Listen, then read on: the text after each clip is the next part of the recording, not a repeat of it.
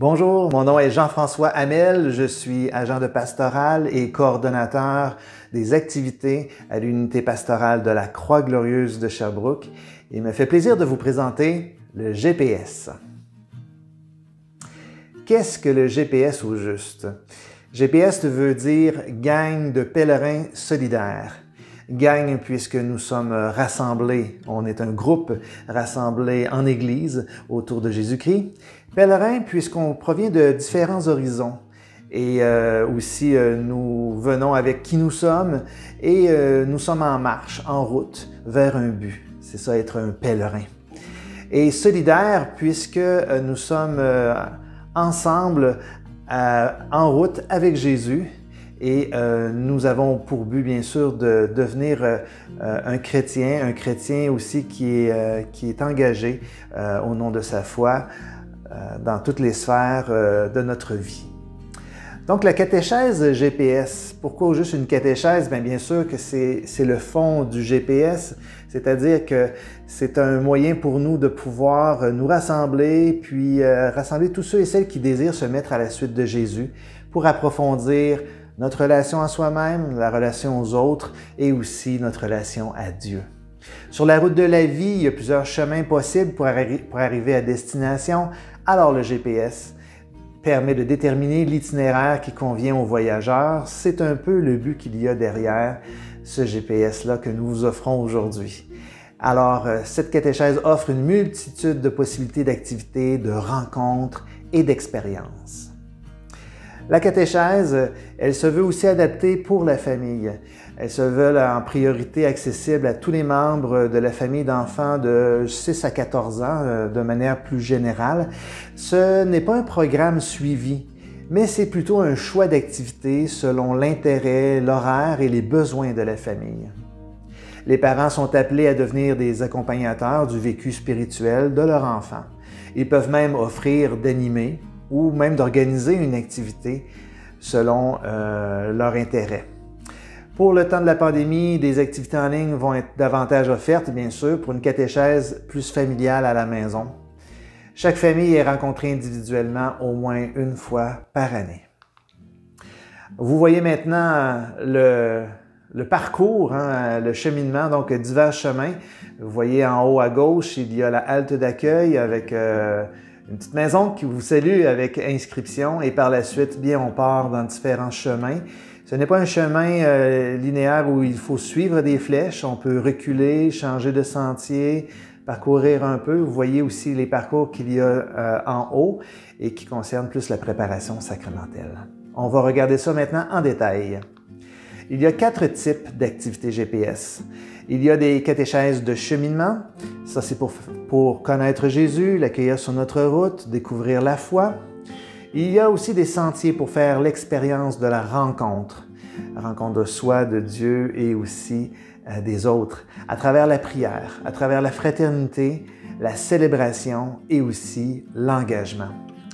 Des haltes en rencontre familiale auront lieu pour débuter l'aventure avec le GPS au départ et par la suite pour faire le point sur le chemin réalisé.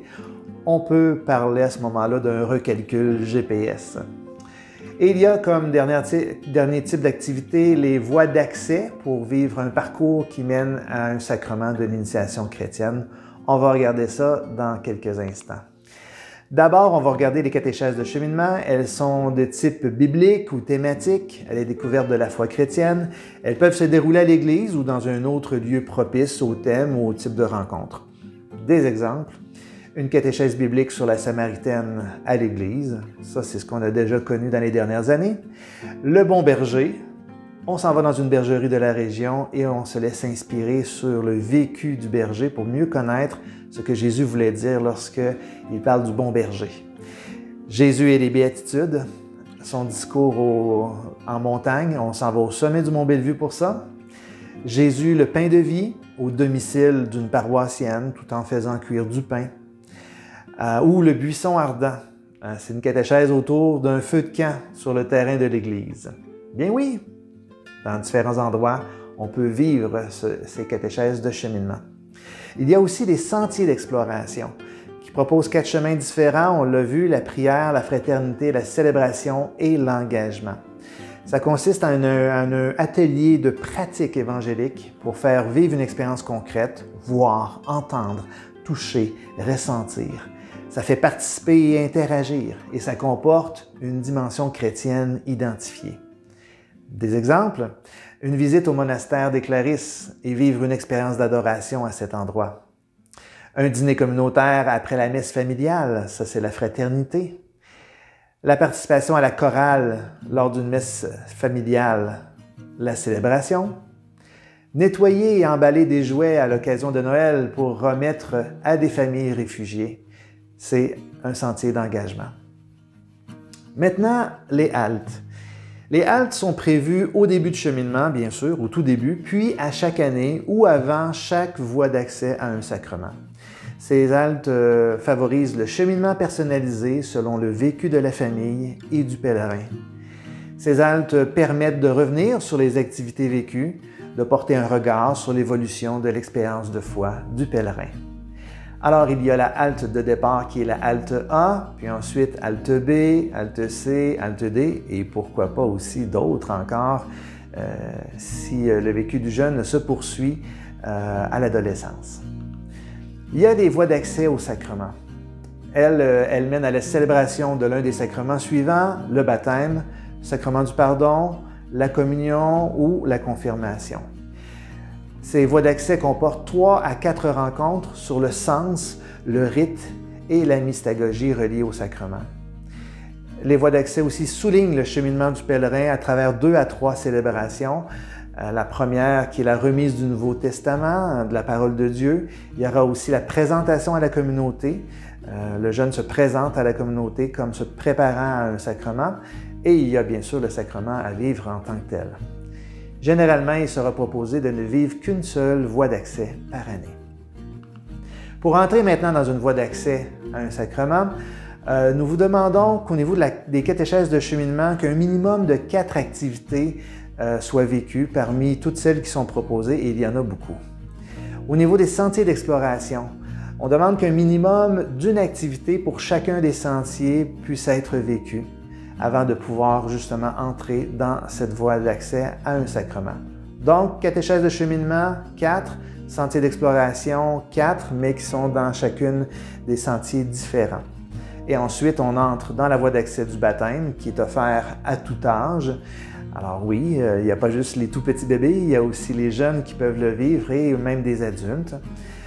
Pour le sacrement du pardon, c'est généralement offert à partir de l'âge de 8 ans.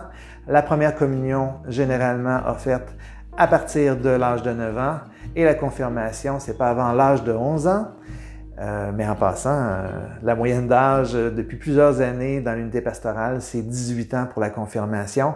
Alors, il n'y a pas de presse, mais si l'adolescent est déjà prêt à l'âge de 11, 12, 13 ans, bien, il est le bienvenu, elle est la bienvenue. Le portail GPS maintenant. Je vous fais déjà référence à une autre vidéo qui présente le fonctionnement du portail GPS. Mais c'est d'abord et avant tout un outil qui est vraiment indispensable pour le pèlerin. C'est comme vraiment son GPS. Alors, sur ce portail-là, les parents s'inscrivent comme membre familial et aussi inscrivent en même temps leur enfant à toutes les activités auxquelles vous désirez vous-même comme parent, puis aussi comme enfant, pouvoir participer durant l'année. Une confirmation est envoyée à chaque inscription d'activité. Il est aussi possible d'annuler sa participation si besoin. Alors, c'est assez interactif et c'est un peu vous qui contrôlez le GPS, donc qui ajoutez des activités qui peuvent aussi faire des changements. Certaines activités ont une limite de nombre ou un âge minimum requis ou même un âge maximum requis. Alors, à vous de vérifier, c'est bien présenté à chacune des activités s'il y a des limites précisées. Le cheminement de chaque enfant y est consigné aussi et est disponible pour consultation en tout temps. Vous pouvez vérifier donc dans le fond à chacune des dates, chacune des activités que votre jeune a vécues. Être membre GPS, c'est aussi une contribution au projet de catéchèse. On vous invite à devenir membre GPS. Il y a même des activités qui requièrent d'être un membre GPS.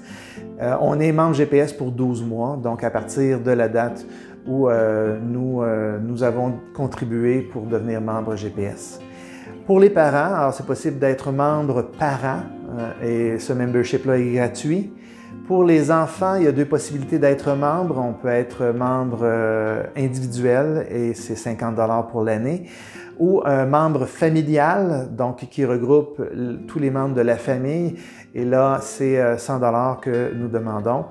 Voilà. Et puis, pour la participation à une voie d'accès à un sacrement, pour ceux et celles qui veulent vivre un sacrement d'initiation chrétienne, c'est de 40 $ par enfant par voie d'accès. Si vous êtes sans emploi, aux études, dans une situation financière précaire, prière de nous en parler. Une forme d'aide peut vous être offerte. Et dans le fond, il ne faut pas que l'argent soit une raison de ne pas participer. Bref, veuillez me contacter pour plus d'informations. Alors voilà la présentation de la catéchèse GPS, du projet GPS pour cette année. Alors, il me fait plaisir donc de vous avoir présenté ce parcours-là. Alors, maintenant, il s'agit d'aller sur le portail GPS à croixglorieuse.ca /GPS ou aller carrément sur croixglorieuse.ca et vous allez pouvoir, bien sûr, vous y retrouver et découvrir tout ce qu'on va pouvoir vivre dans la prochaine année comme activité. Alors, bon GPS à chacun!